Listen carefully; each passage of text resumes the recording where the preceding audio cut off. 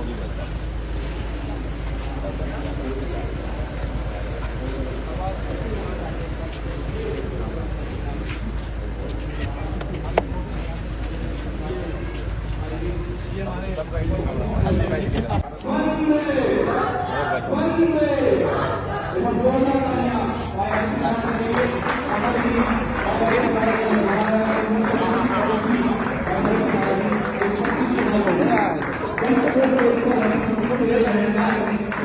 जोरदार तालियां एक बार।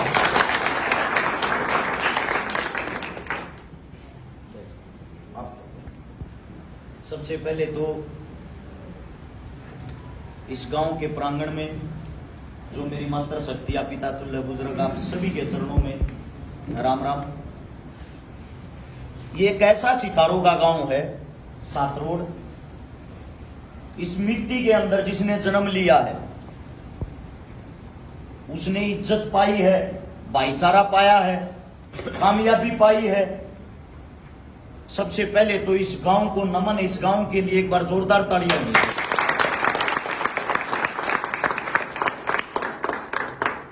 आज संत कबीरदास जी की जयंती है।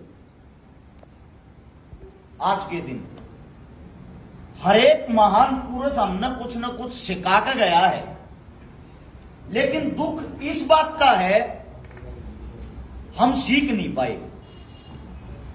ये जो गांव सातरोड चिल्ला चिल्ला के अपना इतिहास बता रहा है, हिंदुस्तान की जितनी महान हस्तियां ज्यादातर वो यहां आके गई, यानी कि इस मिट्टी से कुछ न कुछ वे सीख कर गए हैं।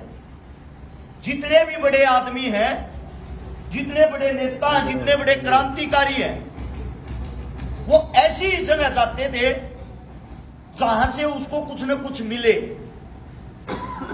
आज हम बात कर रहे हैं संत कबीरदास जी की। सबसे पहली बात आती है उसका जो पिताजी था वो जुलाहा था, जिसको उस वक्त भी आज के वक्त भी एक छोटी जाति माना जाता। जाति कोई छोटी या बड़ी नहीं होती, बात को गौर से समझना। लेकिन उसको छोटी जाति माना जाता है हिंदुस्तान के अंदर। उनकी जो माता जी थी वो ब्राह्मण थी, पंडित थी, जिसको उच्चतम जाति माना जाता है। बड़ी दुर्भाग्य की बात इस देश की, हम जातियों में ऐसे बटे हुए हैं, ऐसे बंध रहे हैं, जो पिता की जाति होगी वही बेटे की जाति होगी, वही उसकी आगे आने वाली वंश बेल की जाति होगी। वो जुलाहा जाति का था तो उसको छोटी जाति का माना जाता था। संत कबीरदास जी ने सोचा मैं भी किसी अच्छे इंसान को अपना गुरु बनाऊंगा और कुछ न कुछ सीखूंगा। उसको सीखने की एक ललक थी। एक अनपढ़ आदमी था वो। उस अनपढ़ आदमी ने आचार्य रामानंद जी को अपना गुरु मान लिया। उनके पास गया कि मेरे को अपना शिष्य बना लो। रामानंद बोला मूर्ख आदमी, तेरे को तेरी जाति का भी पता है, तू एक छोटी जाति से आता है और तू मेरे को गुरु बनाने की बात कर रहा है। उसको इस बात की खटक होगी, गुरु बनाना है तो रामानंद जी को बनाना है। उनको पता था रामानंद जी सुबह 4 बजे गंगा पर जाते हैं। जब रामानंद जी का समय हुआ 4 बजे गंगा पर जाने का, गंगा की जो सीढ़ियां थी वहां पर जाके संत कबीरदास जी पहले ही लेट गया। और जैसे ही वहां लेटा हुआ था उसको पता है गुरुजी यहां से उतरते, गुरुजी का पैर अपने शिष्य के ऊपर रखा गया। पैर रखते ही उसके मुंह से शब्द निकला राम राम। यह शब्द सुनते ही उसने देखा बच्चे पे पैर रखा गया। बच्चे से पूछा बच्चे आप चाहते क्या हो? बोला गुरुजी सिर्फ आपके चरणों में रहना। गुरुजी ने उस पर दया आई। दया आते हुए उसी छोटी जाति के उस मनुष्य को अपना शिष्य बनाया कि ठीक है मैं तेरे को ज्ञान दूंगा, क्योंकि तेरे अंदर ज्ञान लेने की एक ललक है, लालसा है। उसी दिन से कबीरदास जी ने जो अपना मंत्र बनाया राम के नाम को, गुरु बनाया रामानंद को, लेकिन उसने एक शिक्षा दी समाज को। भगवान कहां है? आप भगवान को खोजते हो, भगवान के पीछे इतने पागल हो रहे हो। मैं खुद देखता हूं सोनीपत के अंदर जो रेलवे फाटक, उसके नीचे भीख मांगने वाले भिखारी रहते हैं। उन्होंने भी आज एक धारणा बना ली है, लाल वस्त्र पहन लो, लाल चोला बना लो, लंबा टीका लगा लो, हाथ में एक डोली ले लो, उसके अंदर 1 लीटर तेल डाल लो। आपको भीख देने से कोई भी मना नहीं करेगा, क्योंकि आपको भगवान मानने लग जाएंगे इंसान। बड़ा दुख होता है इस बात को, पढ़े लिखे आदमी उन्हीं को भगवान मानने लग जाते हैं। उनके सामने हाथ जोड़ते हुए उस भिखारी को 100 रुपए 50 रुपए दे देते हैं। और जब यहां पे किसी गरीब को जरूरत होती है, वो सीधे सिंपल वाणे में अगर किसी से 2 रुपए की मदद मांगता है, उसको 2 रुपए नहीं मिलते। मेरे देश का दुर्भाग्य, धर्म मजहब में आप ऐसे फंस गए हो। जब एक मौलवी मस्जिद के अंदर कहेगा वहां जाकर चद्दर चढ़ा देना, आपका दुख दूर हो जाएगा, आपकी बीमारियां दूर हो जाएंगी। मैं सबसे पहले आप लोगों से पूछता हूं, फिर उस मौलवी को यह ज्ञान देने की क्या जरूरत है?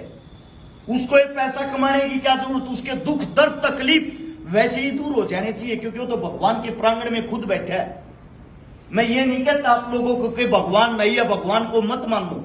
मैं ये कहता हूं भगवान है, लेकिन इतने मूर्ख मत बनो कि पत्थर के अंदर भगवान हो। भगवान किस चीज में? संजीव चीजों में, जिसके अंदर जी है। निर्जीव चीजों में भगवान नहीं है। इस पत्थर में, इस ये जो यहाँ पे ईंट लगी हुई है, रोड़ी कंकर लगे हुए, इसमें भगवान नहीं है। भगवान इंसान के अंदर है।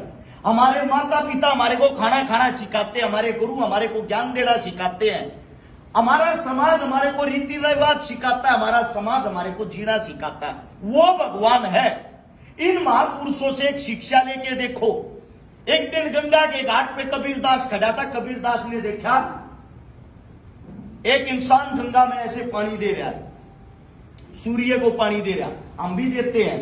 कबीरदास जी ने उससे पूछ लिया, ये आप क्या कर रहे हो? बोला मैं सूर्य को पानी दे रहा हूं, सूर्य की तरफ मुंह करते हुए। कबीरदास जी ने भी गंगा से पानी उठाया, उससे उल्टा मुंह करके पानी देना शुरू कर दिया। वो इंसान हंसा और कबीरदास जी को बोला, मूर्ख, सूर्य उधर है। कबीरदास जी बोला, मूर्ख तू है, मैं नहीं, मैं सूर्य को पानी नहीं दे रहा। बोला फिर आप किस चीज को पानी दे रहे हो? मैं अपनी जमीन को पानी दे रहा हूं, मीना बरस रहा, मेरी खेती मर जाएगी। यह बात सुनते हुए वो इंसान जोर जोर से हंसते हुए बोला, आड़े तब पानी दिए थे तेरी कौन सी खेती भरेगी? कबीरदास ने उसी वक्त कहा, आड़े तब पानी दिए थे तेरे सूरज की कौन सी प्यास बुझ जाएगी? हर महापुरुष आपको चिल्ला चिल्ला के शिक्षा देता गया, शिक्षा देता गया। 1398 में कबीरदास जी पैदा हुए, 1518 में हमारे बीच से चले गए, यानी कि 120 साल का उनका जीवन रहा। गरीबी काल में उसने अपना जीवन काटा। उसने बार बार आप लोगों को शिक्षाएं दी, उस शिक्षा के ऊपर कोई काम नहीं करता। यहां आके वही फंस जाते हो, जाट ब्राह्मण खाती बाणिया चमार लोहार। शमशान में एक बार चक्कर लगा के देखना, क्या किसी अंतिम संस्कार की मिट्टी उठा के आप लोगों को कोई फर्क नजर आया? सब राख हुए पड़े, बड़े बड़ों की अकड़ वहां जाके निकल जाती है। यह समाज जीता जागता उदाहरण है। इस समाज से एक दूसरे से कुछ न कुछ सीखो। दुख इस बात का है, जब आप यहां से चले जाते हो भूल जाते हो कौन कबीरदास। हमें तो पता नहीं है कौन था, वो छकारा आया था गांव में आकर 2 बात बता गया, बस इतनी देर तक आप लोगों को याद रहती है, अगले दिन भूल जाते हो। और मेरे काका ताऊ तीसे हो रहे सान में ठेके बजाते, भूल जा 35 रुपये रोज मोते। दुख होता है। आप लोग यह पढ़ाई बड़ी जल्दी करते हो। जैसे कि फौजी भाई की बात हुई कि इन्होंने पहला चूरमा कंपटीशन करवाया।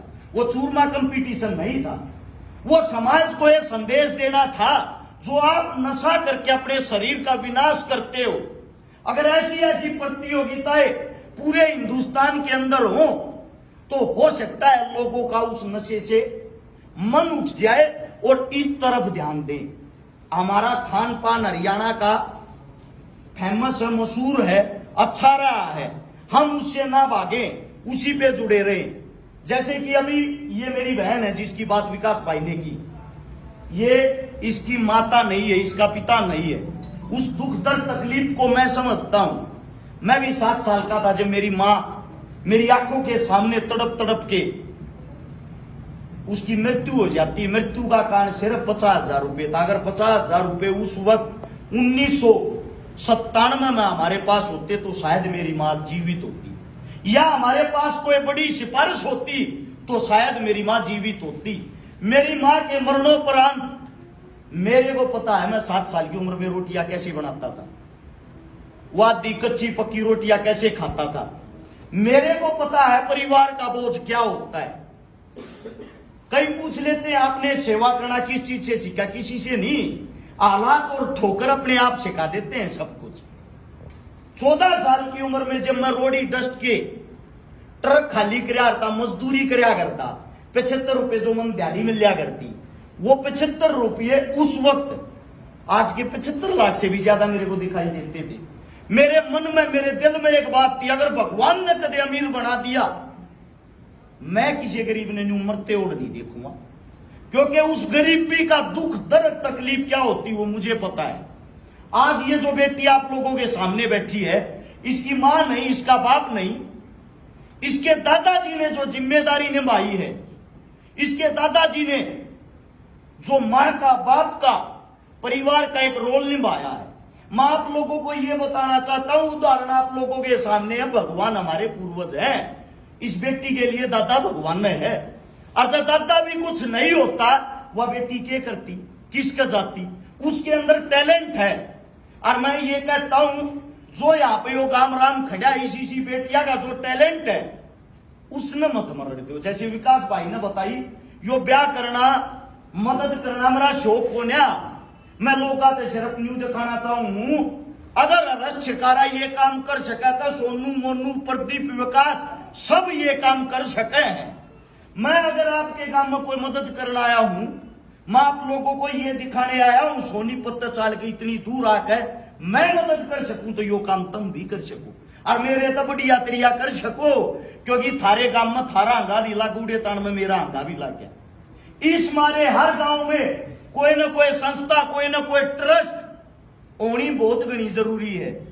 लेकिन संस्था ट्रस्ट के साथ साथ एक दीनमान होना भी जरूरी है। बना के और लोग न्यू मान जा ठगी कर लिया, वह ठगी फापेगी नहीं। मेरे पास हजारों इल्जाम लगे हैं, आज भी 5% आदमी ये कहते हैं चोर है। मैं सिर्फ एक बात कहता हूं, अगर चोरी करे से किसी गरीब का भला हो तो भाई मैं चोर हूं और मैं चोर रहूंगा।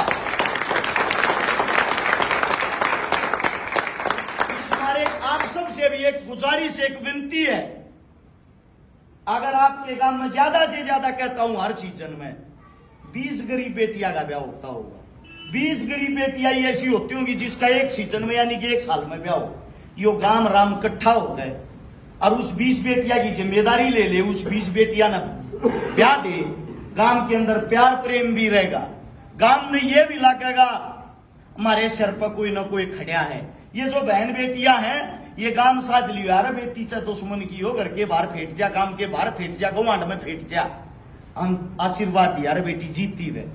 आशीर्वाद देने का मतलब यो ना होता, आपने देखा होगा बड़े बड़े बैनर लागे पाऊंगे समता के पापा के महात्माओं के न्यू हाथ खाए, उसमें का शक्ति ना लकड़ा तुमने वो क्यों बना देगी।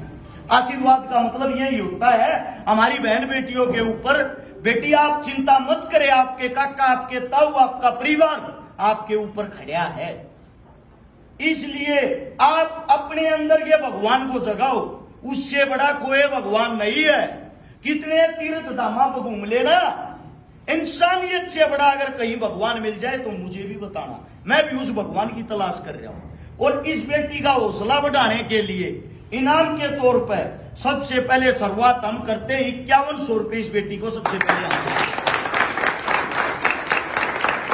आप लोगों ने जो मान सम्मान जो प्यार दिया उसके लिए दिल की गहराइयों से धन्यवाद। रही विकास भाई की बात, हमारे ताऊ जी मुच्छल के नाम से जाना, हम इनके साथ एक रविंद्र हमारा छोटा भाई, इनके साथ हमारे पारिवारिक संबंध है पहले से इस गांव में। ताऊ के साथ 20 साल आना जाना है, विकास के साथ 12 साल हमारी दोस्ती है, रविंद्र भाई के साथ 12-13 साल हमारी दोस्ती है। यो प्यार प्रेम न्यू बना रहे, जड़ा बुलाओगे जिस टाइम बुलाओगे, हमको नेता मंत्री नहीं आ, ना आवांगे। थारे बालक हाँ तब मैं नहीं आड़े ती पहुंचाए हाँ जड़ बोलाओगे नी उपोगे बेटा उपड़ू बैठ जा हम तो वे उपड़ू बैठनिया। मजदूर ये बालक सा एक मजदूर का बालक आज इतनी ऊपर पहुंच रहा है वह देन थारी है मारी नहीं। मारा काम में नतर संघर्ष करना है यो करते रहेंगे। जिसा रास्ता तुम दिखाओगे उस पर चलते रहेंगे। गलत रास्ता तुम मत दिखाओ गलत हम नहीं चलेंगे। आप लोगों ने इतना प्यार प्रेम दिया इतने प्यार से मेरी बातें सुनी आप सभी के चरणों में राम राम जय हिंद।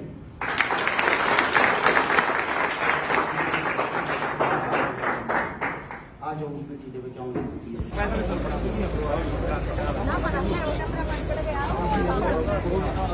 इधर भाई इधर